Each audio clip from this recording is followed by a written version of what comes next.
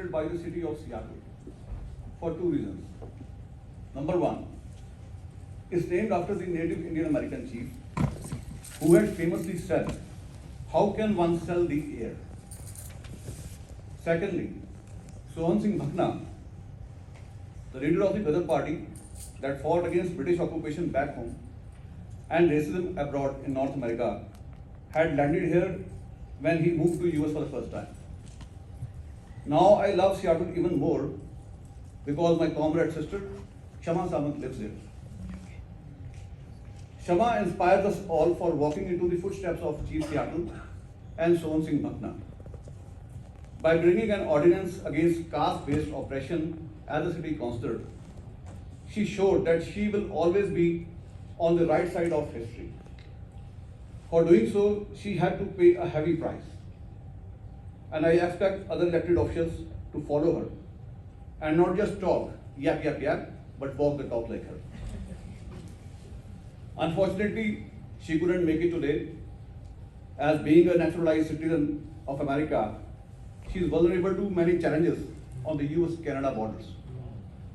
But the good news is, she has sent her greetings, so over to her.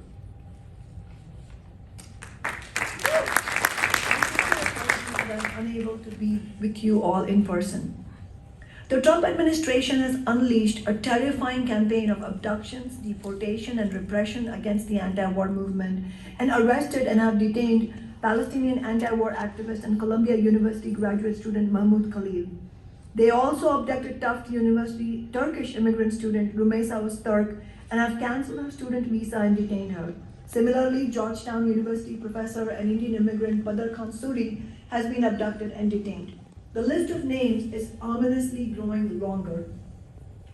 Many have watched the chilling video footage of the abductions. Masked officials literally grabbing people off the streets or from outside their homes. Trump's Secretary of State, arch neocon Marco Rubio, recently gave a chilling speech effectively asserting that those on a visa or with a green card have no freedom of speech. This is extremely dangerous and we must urgently fight back, as my organization, Workers Strike Back, is doing. We need to fight back in solidarity with all those under attack and recognize that if we don't build an effective resistance, it will only embolden Trump and the right wing to go further. We should have no illusions that they won't also come after foreign-born, naturalized US citizens. They've already indicated as much. In reality, they'll come for all of us unless we fight back and defeat them. For the anti-war movement in the United States to be able to fight Trump and put a stop to the abductions, deportations, and repression, lesson number one is that we cannot rely in any way on the Democratic Party. Under Biden, more than 3,000 anti-war protesters were arrested, the largest attack on campus protesters in the United States since 1968. And now, the Democrats in the US Congress are not even pretending to stand with anti-war activists threatened with deportation. The genocide on Gaza itself and the brutal repression of anti-war movements was started by Biden and the Democrats, which helped pave the way for Trump to win the election last year. Even in the final weeks of the Biden-Harris administration, the Democrats worked hard to send every last dollar they could for both the genocide in Gaza and the bloody inter-imperialist proxy war in Ukraine. Carrying out war abroad and repressing anti-war activists at home has been a long-term joint project of the Republicans and the Democrats. Similarly, in Canada, as you know, we have seen the Liberals under Justin Trudeau support the agenda of Western imperialism with the genocide in Gaza. A new record was set in 2023 for Canadian military exports to Israel, with $30.6 million worth of goods shipped. Trudeau's personal downfall comes as a consequence not only of his and the Liberals' support of the wars in Gaza and Ukraine, but also of them selling out the Canadian working people as the Democratic Party did here. People who are angry at the cost of living crisis, the war, and ongoing attacks on the services they rely on will look for alternatives. That's how Trump came back to power, and that's how right-wing parties around the world are gaining momentum. In BC, 49% of where people believe they will go deeper into debt to pay their expenses. It's in this context of falling living standards that a dangerous right-wing politician like Pierre Poilievre has alarmingly gained unprecedented ground. And the truth is that regardless of who wins the Canadian federal government elections next month, there will be more and more of an opening to the right wing unless there is a working class fight back in Canada. In Canada, as in the United States, working people need a new party, a party that will fight unambiguously for them, not the rich. The NDP and before it the CCF did play a very important historical role, but the NDP has become far too complicit in the neoliberal agenda, as have the progressives in the Democratic Party in the US. We are seeing the growth of the right wing, which works hand in hand with the billionaire class in most nations across the world.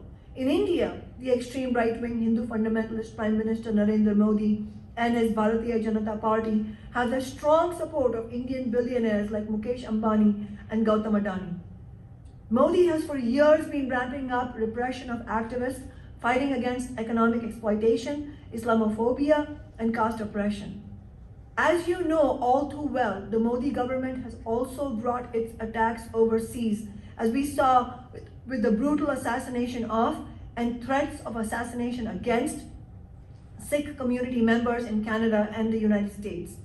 The Modi regime has denied visas or revoked visas and residency rights of over 100 activists, including recently myself. My visa to India has been denied 3 times, even though my elderly mother is in very frail health and I have been informed that my name is on a blacklist. Over a century ago, on the eve of World War I, thousands of American anti-war activists were persecuted and imprisoned for speaking out against the war. A war that ended up slaughtering about 20 million people. A war driven purely by the competition of different imperialist powers over colonies and resources and the desire of the capitalists to maximize their profits. One of those protesters was sentenced to 10 years in prison by a Democratic president for nothing more than giving an anti-war speech. That anti-war activist was the great American socialist Eugene Debs, and the Democratic president who sent him to prison was warmonger Woodrow Wilson. Some of you may know, I've heard about Debs. He ran for president 5 times as the candidate of the US Socialist Party, and the last time he ran was from a prison cell. So while what's happening today is horrific, Trump's extreme attacks on the anti-war movement are unfortunately not new. Now, as it was then, our only protection is our solidarity and the strength of our movement. That is why we need to build a far more powerful and highly organized anti-war movement completely independent of capitalist parties, an international anti-war movement. Whether we are fighting against imperialist war or for working class needs or against oppression, our movements simply cannot afford to have a nationalist outlook. Nationalism and the blind obedience the billionaires like to call patriotism are the tools of the capitalists to divide working people in one nation against another, of one race against another. We need to be clear. Working people and oppressed people internationally have only one enemy: the rich, their political servants, and their system of capitalism.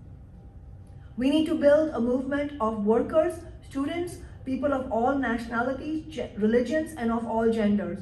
A movement that rejects all the divisions fostered by identity politics, that understands that the political parties of the ruling class are our enemy, that fights to end the wars of imperialism by uniting on a principled working class basis, and a working class movement that fights unitedly against all forms of oppression and racism. A movement that can frighten the political establishment and the ruling class in the way that Eugene Debs and the socialist movement did in the wake of the 1917 working class Russian Revolution. The way that the anti-Vietnam War movement did when they brought down American President Richard Nixon. Today's anti-war and labor movements need to bring down Trump. We need to bring down Trump, the billionaires, the Republican and Democratic parties in the United States, and the billionaire parties in other countries, and this whole rotten system. The Vietnam War was started by Democrats and then escalated by Nixon and his fellow Republicans. Sounds familiar, doesn't it? Both the Democrats and the Republicans have blood dripping off them. It is our blood, the blood of working people and the oppressed. Democratic President Wilson used an anti-war speech made by Eugene Debs as a pretext to lock Debs up. It was an important speech, which is why the ruling class went after him. In that speech, Debs said, "Every solitary one of these aristocratic conspirators and would-be murderers claims to be an arch-patriot. Every one of them insists that the war is being waged to make the world safe for democracy. What humbug, what rot, what false pretense, these autocrats, these tyrants, these red-handed robbers and murderers, the patriots, while the men who have the courage to stand face to face with them, speak the truth, and fight for their exploited victims, they are called the disloyalists and traitors. If this be true, I want to take my place side by side with the traitors in this fight." That's what Debs said. And so do I. I think that is the duty of every one of us today, to stand on the side of those being called criminals or traitors for fighting against the genocide of the Palestinian people. Debs also said in that speech, "There is something splendid, something sustaining and inspiring in the prompting of the heart to be true to yourself and to the best you know, especially in a crucial hour of your life. You are in the crucible today, my socialist comrades. You are going to be tried by fire, to what extent no one knows. We today are also going to be tried by fire, and the future of humanity itself will depend on what we decide to do. Because we live in an era of war. These current wars are just the beginning, because the crisis of capitalism is only going to get worse. And alongside it is an environmental catastrophe that threatens the continuation of human civilization. The climate crisis will drive more social crises and conflict, and wars in turn will drive more environmental devastation. Humanity and the planet need a way out. My organization, Workers Strike Back, is fighting for a way out. I hope you will consider joining us. Thank you so much for your graciousness today. I truly wish I had been able to be with you in person.